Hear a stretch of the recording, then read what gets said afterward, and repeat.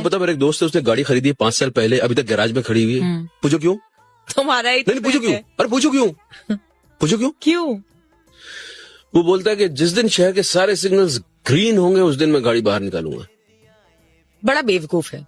गाड़ी नहीं निकालेगा तो कैसे पता चलेगा कि सिग्नल ग्रीन है कि नहीं? एग्जैक्टली, गाड़ी बाहर निकालो।